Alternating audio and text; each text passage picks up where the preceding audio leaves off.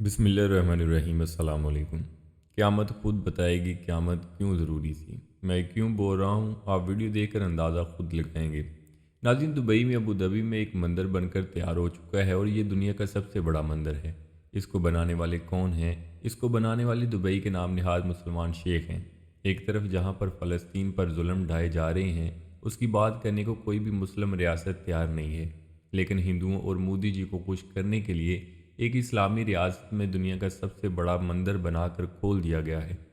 नाज़रीन, ये जो मंदिर आप अपनी स्क्रीन पर देख रहे हैं, ये मंदिर दुबई में बनकर तैयार हो चुका है और इसका इफ्तिताह 14 दिसंबर को मोदी जी ने किया है। ये वही मोदी है जिसने एक माह पहले इसराइल जाकर इसराइलियों को जंगी तैयारे और असला फ्राहम किया था, जो फ़लस्तीन के लोगों को शहीद करने के लिए इस्तेमाल होना था। ये वही मोदी है जिसने इंडिया में इसराइल के हक़ में रैलियाँ निकाली थीं।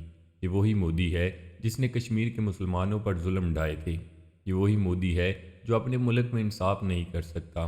आज भी सिख कम्युनिटी के लोग पूरा पंजाब अपना हक उनसे लेने के लिए दर बदर भटक रहे हैं और दिन रात वो रोड पर बैठ कर एहतजाज कर रहे हैं। इन पर भी जुल्म ढाए जा रहे हैं और इनको इनका हक नहीं दिया जा रहा। लेकिन ये इस्लामी रियासतें ऐसे लोगों को खुश करने के लिए अपने मुल्क में दुनिया के सबसे बड़े मंदिर तमीर कर रही हैं और उनको प्रोटोकॉल दिया जा रहा है। दुबई में कितने के हिंदू लोग आबाद हैं जो दुनिया का सबसे बड़ा मंदिर बनाने की ज़रूरत पेश आई।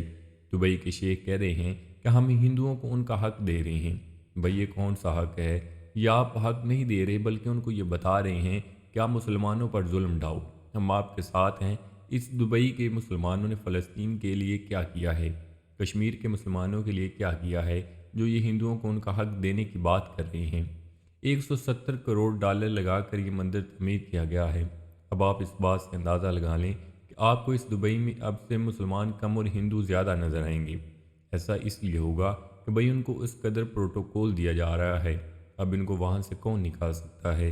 आप जितने मर्ज़ी सजदे कर लें, जितने मर्ज़ी मेहराब आपके माथे पर बन जाएं, लेकिन आप तब तक मोतबर नहीं बन सकते जब तक आप किसी मज़लूम मुसलमान के साथ खड़े ना हो जाएं। ये वक़्त जब फ़लस्तीन और गज़ा के मज़लूम मुसलमानों के साथ खड़े होने का वक़्त था, तब आप हिंदुओं को राज़ी कर रहे हैं, उनके मंदिर बना रहे हैं। एक इस्लामी रियासत में आपसे बड़ा मुनाफिक कोई नहीं हो सकता।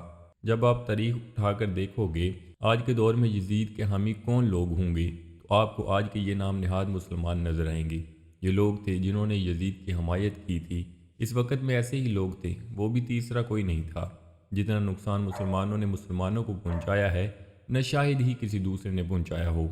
जब आप किसी मजलूम मुसलमान के साथ खड़े ना हों, तो इसका मतलब यही होता है कि आप तमाशा देखना चाह रहे हैं। आप ये देखना चाह रहे हैं कि मुसलमान किस तरह बेयारो मददगार आपको पुकारते हैं।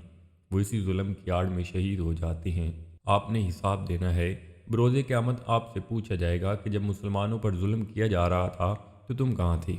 फिर कहना कि हम हिंदुओं को उनका हक दे रहे थे, हम उनके साथ खड़े हो गए थे जिन्होंने मुसलमानों पर जुल्म किया था।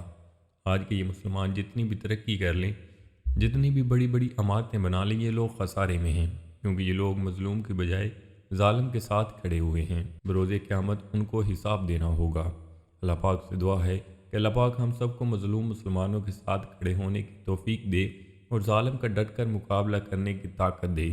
आमीन। तो जी नाज़रीन, ये थी हमारी आज की वीडियो। उम्मीद करते हैं आपको ज़रूर पसंद आई होगी। वीडियो को लाइक करके दोस्तों के साथ शेयर करना मत भूलिएगा और नए आने वाले दोस्तों से गुजारिश है कि चैनल को सब्सक्राइब कर लें और साथ लगे बेल आइकन पर लाजमी क्लिक कर दें, ताकि मुस्तकबिल में अपलोड होने वाली वीडियोज़ का नोटिफिकेशन आप तक बर वक्त पहुँचता रहे। तो जी नाज़रीन, मिलते हैं एक नई वीडियो के साथ। अपना बहुत सारा ख्याल रखिएगा, दुआओं में याद रखिएगा। अल्लाह निगहबान।